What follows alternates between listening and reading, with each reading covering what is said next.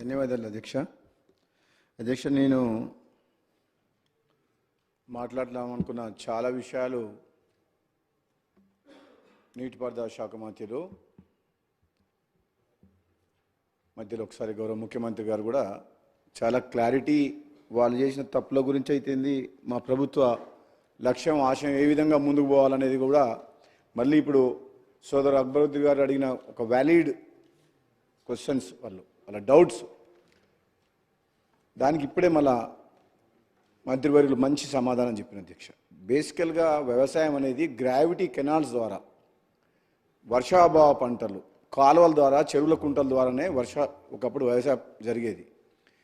ఏదో చిన్న చిన్న లిఫ్ట్లు అనేది సాధ్యమైతే కానీ ఈ లక్షల కోట్ల రూపాయలు హై రేట్ ఇంట్రెస్ట్లకు తీసుకొచ్చి రుణాల ద్వారా పెద్ద పెద్ద లిఫ్ట్ ఇరిగేషన్ ప్రాజెక్ట్స్, వందల కిలోమీటర్లు తీసుకొచ్చిన ప్రాజెక్టులు ప్రాక్టికల్గా ఫైనాన్షియల్గా వైబుల్ కావు అధ్యక్ష. ఎందుకంటే మనకు వచ్చే రిటర్న్స్ ఏదైతే ఉందో పర్ ఏకర్ చూసుకుంటే, మనం చేసే ఇన్వెస్ట్మెంట్ ఏదైతే ఉంటుందో పర్ ఏకరు, అది కూడా ఈరోజు మన గౌరవ మంత్రివర్యులు ఉత్తమ్ కుమార్ రెడ్డి గారు చాలా క్లియర్గా ఎన్ని లక్షల కోట్లు ఖర్చు పెడితే పర్ ఏకర్ ఎంత కాస్ట్ పడ్డది ఈ ప్రభుత్వంలో, గతంలో మనం ఎన్ని వేల కోట్లు ఖర్చు పెడితే ఎన్ని ఎకరాలకు సాగునీరు అందించినాం, ఈ ప్రభుత్వం వచ్చిన తర్వాత మనము ఎంత అమౌంట్ ఖర్చు పెడితే పర్ ఏకర్ ఎంత కాస్ట్ పడ్డది చాలా క్లియర్గా ఇచ్చింది అధ్యక్ష.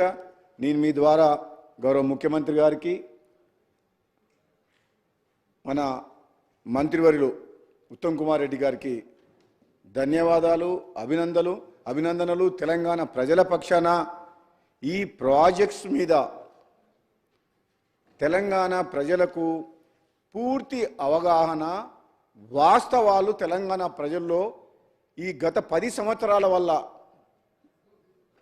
గత 10 సంవత్సరాల లోపల ఈ ప్రభుత్వం చెప్పే మాటలకు, చేతలకు ఏ విధంగా ఈ రాష్ట్రం అప్లపాలైంది, ఏ విధంగా ఈరోజు ప్రాజెక్టు పేరు మీద దోపిడీ జరిగిందనే విషయం చాలా ఎంత బ్రహ్మాండంగా ఈరోజు గత 10 ఏళ్లలో జరిగిన విషయాలని ఈరోజు మన ప్రజెంటేషన్, పవర్ పాయింట్ ప్రజెంటేషన్ బాగా ఇచ్చిన అధ్యక్ష. ఇది చాలా మంచిది, ఈ ప్రజలకు తెలవాల్సిన అవసరం కూడా ఉంది.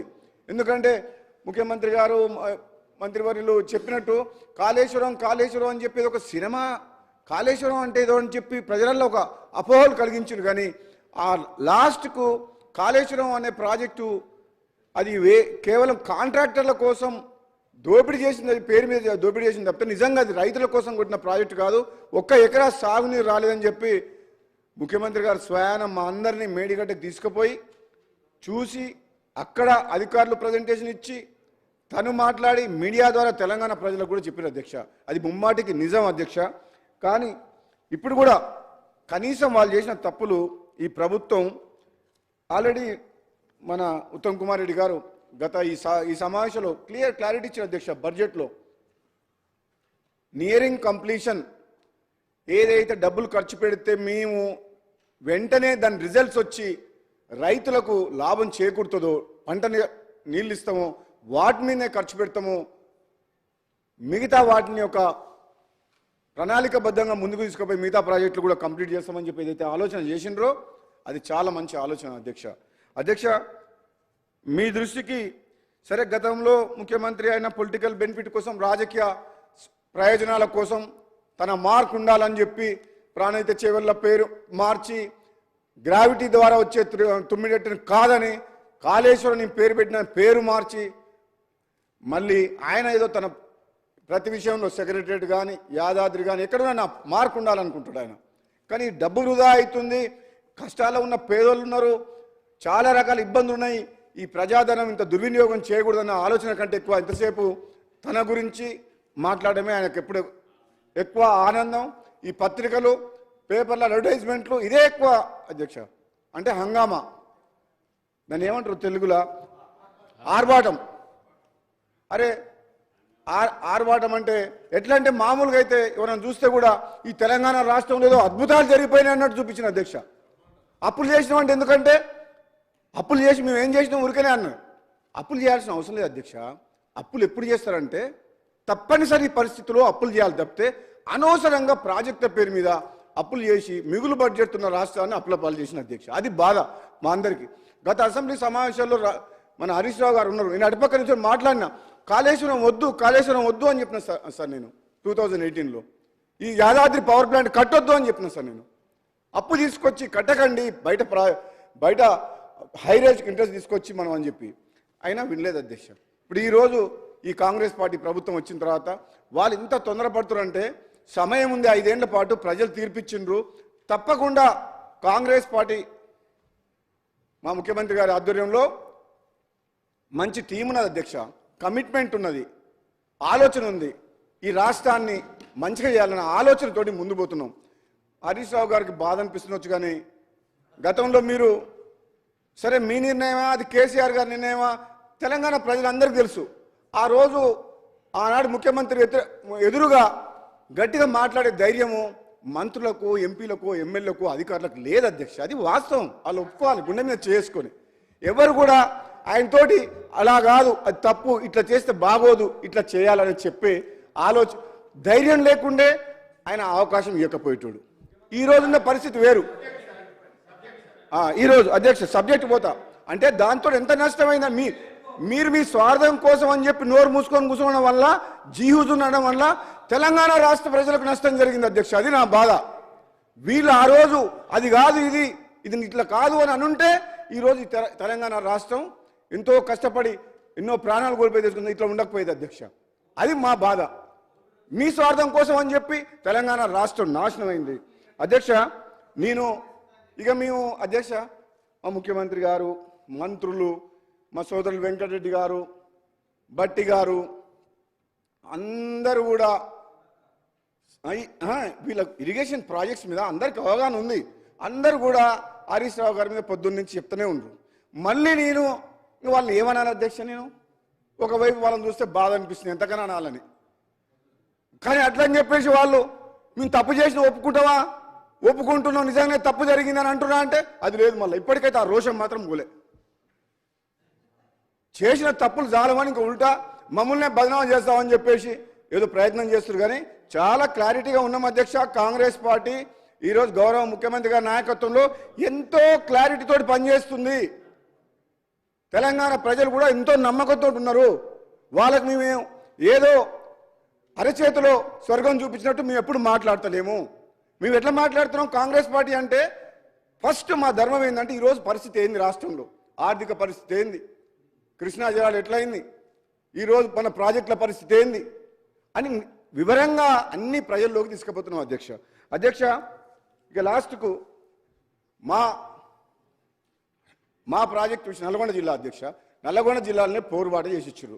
మా సోదరులు కూడా చాలాసార్లు మాట్లాడిండ్రు.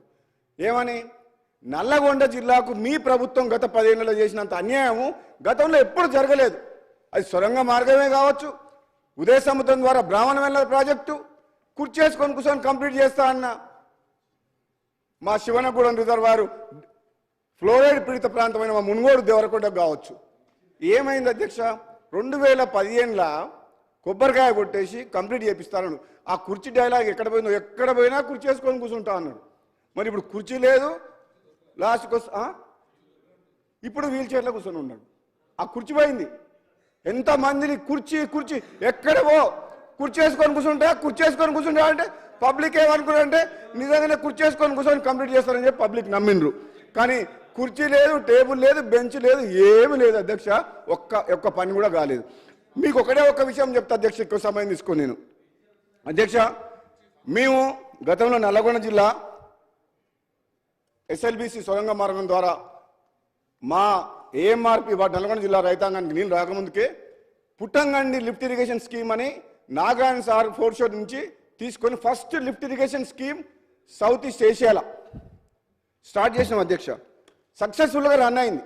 సరే అది అప్పుడు ఎట్లా సక్సెస్ అవుతుందో లిఫ్ట్ ఇరిగేషన్ ఫస్ట్ అని చెప్పి సొరంగ మార్గం 2005లోనే వైఎస్ రాజశేఖర రెడ్డి గారు అప్పుడు సొరంగ మార్గం ద్వారా వాటర్ తీసుకురావాలని చెప్పి శ్రీశైలం ఫోర్ షోర్ నుంచి అని చెప్పి డిసైడ్ చేసి టెండర్లు కూడా పిలిచిండు. ఆ తర్వాత కొన్ని రోజుల తర్వాత లిఫ్ట్ సక్సెస్ అయిన తర్వాత ఏం డిసైడ్ చేసిందంటే మా జానారెడ్డి గారు అప్పటి నాయకులు, సీనియర్ నాయకులు, జిల్లా నాయకులు ఇట్లా ఈ లిఫ్ట్ ఇరిగేషన్ బాగా పనిచేస్తుంది కదా, ఈ సొరంగం ద్వారా వచ్చే వాటర్ని 2 లిఫ్ట్ల ద్వారా 2 స్టేజెస్లో డిండికి తీసుకుపోయి ఈ ఫ్లోరైడ్ ఎఫెక్టెడ్ ఏరియా అయిన దేవరకొండకు మునుగోడు నియోజకవర్గానికి 4 లక్షల ఎకరాలకు సాగునీరు ఇవ్వాలని అప్పుడు డిసైడ్ చేసింది అధ్యక్ష. ఆ తర్వాత పరిణామంలో మళ్ళీ ఎప్పుడైతే మన టీఆర్ఎస్ ప్రభుత్వం వచ్చిందో పాలమూరు రంగారెడ్డికి 60 రోజులలో రోజు 2 టీఎంసీలు 120 టీఎంసీ వాటర్ తీసుకొని దాంట్లోకి వెళ్ళి 0.5 టీఎంసీ అంటే 30 టీఎంసీ 60 రోజులలో డిండి లిఫ్ట్ ఇరిగేషన్కి ఇస్తాం. ఈ మునుగోడు దేవరకొండ నియోజకవర్గం బ్యాక్వర్డ్ ఉంది, ఫ్లోరైడ్ ఎఫెక్టెడ్ ఏరియా అని చెప్పి డిసైడ్ చేసింది. బాధ ఏంటంటే అధ్యక్ష, లాస్ట్కు మీకు 2 నిమిషాలు బాధ ఏంటంటే మన హరీష్ రావు గారు ఏం చేసినా నాకు తెలియదు, కానీ ఆ కాళేశ్వరం మీద చూపించిన శ్రద్ధ మరి మా ప్రాంతం మీద ఎందుకో వివక్ష నాకు అర్థం కాలేదు. మరి అప్పుడు చాలామంది టీఆర్ఎస్ ఎమ్మెల్యేలు బ్రహ్మాండంగా గెలిచిండ్రు, కానీ ఇక్కడ మాత్రం ఏ ఒక్క ప్రాజెక్టు మీద కేవలం మూసీ ప్రాజెక్టు మీద ఒక 300 కోట్లు ఖర్చు పెడితే ఒక 5 నియోజకవర్గాలకు లక్షల ఎకరాలకు సాగునీరు వచ్చేది. అది వేస్ట్గా పోతుంది, అది మంచినీళ్ళు కూడా కావు. ఒక 300 కోట్లు అది కూడా ఇవ్వలేదు. మాకు లక్ష ఎకరాలకు సాగునీరు నుంచే మా బ్రాహ్మణవేల ప్రాజెక్టుకి ఇవ్వమని చెప్తే హరీష్ రావు గారిని గత సభలో అంతకుముందుకు వెంకటరెడ్డి గారు అడిగినా రాజకీయ కోణంలో ఆలోచించారు. ఇది వైఎస్ రాజశేఖర రెడ్డి గారు కాంగ్రెస్ ప్రభుత్వం స్టార్ట్ చేసిన ప్రాజెక్టు. ఈ ప్రాజెక్టు కంప్లీట్ చేస్తే నకరికల్ మునుగోడు నల్గొండకు వస్తే వీళ్ళ అన్నదమ్ములకు పేరు వస్తుందని చెప్పి ఉత్తమ్ కుమార్ రెడ్డి గారు ఉన్నారు ఇక్కడ. 80% కంప్లీట్ అయింది అధ్యక్ష. 2014 నాటికి కంప్లీట్ చేయలేదు. అది ఈ 10 ఇయర్స్లో కూడా కంప్లీట్ చేయలేదు. ఇప్పటికి కూడా ఇంకా రైతులకు నీరు ఇస్తలేరు. 80% అయిన ప్రాజెక్టు కూడా. ఇక మూడోది అన్నిటికంటే గొప్ప విషయం, ఈ ప్రాజెక్టులు కాంట్రాక్టర్ల కోసమా రైతుల కోసమా అని ఒకసారి ఆలోచన చేస్తే అధ్యక్ష, మా డిండి లిఫ్ట్ ఇరిగేషన్లో 7 ప్యాకేజీల కింద మా మునుగోడు దేవరకొండకు 6,000 కోట్ల రూపాయలు అడ్మినిస్ట్రేటివ్ శాంక్షన్ ఇచ్చి 7 ప్యాకేజీలకి ఇట్లా టెండర్ పిలిచిండ్రు. కాంట్రాక్టర్లు వచ్చిండ్రు.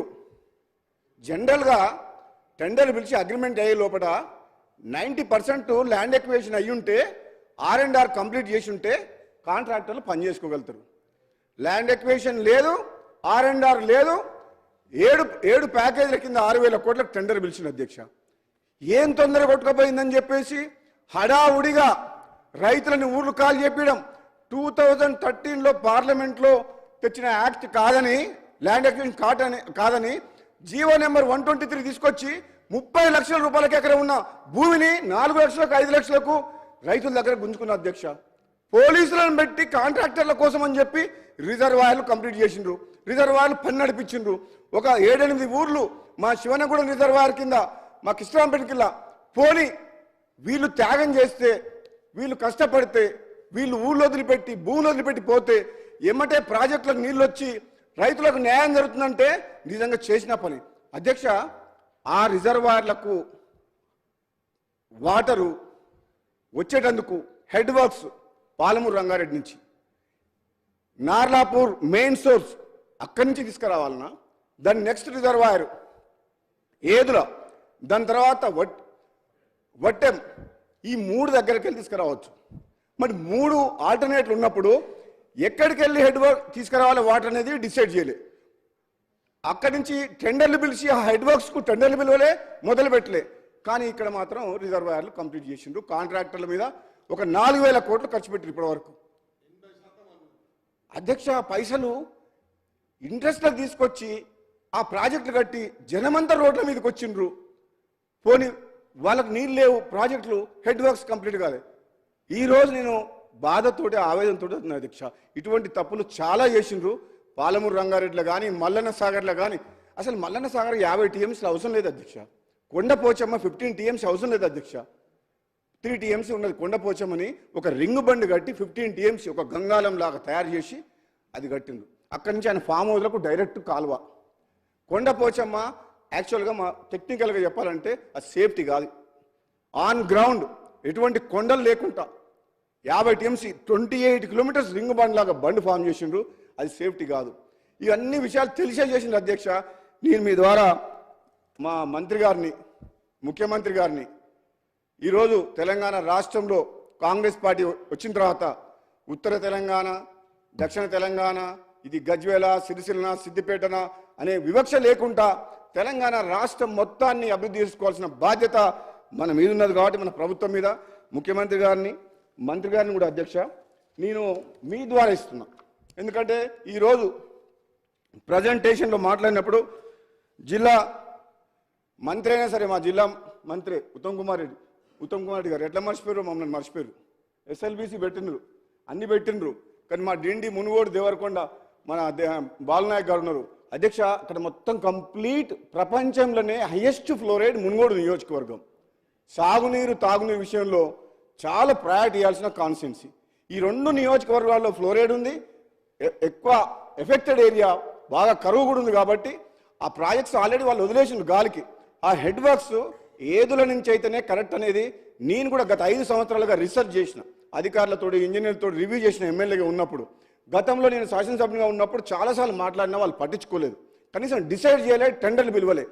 కనీసం ఇప్పుడన్నా కాంగ్రెస్ పార్టీ ప్రభుత్వం వచ్చింది కాబట్టి మీ ద్వారా ముఖ్యమంత్రి గారిని, మరి గౌరవ నీటిపారుదల శాఖ మంత్రి ఉత్తమ్ కుమార్ రెడ్డి గారిని కూడా వేడుకొని ఈ రిప్రజెంటేషన్ ఇచ్చి అధ్యక్ష ఒక్క నిమిషం అయిపోయిన తర్వాత ఏం లేదు అధ్యక్ష, ఒక 1890 ఒక 2000 crores ఆ హెడ్ వర్క్స్ దగ్గర ఏదో నుంచి ఒక టన్నలు 16 kilometers కెనాల్ తీసుకొచ్చి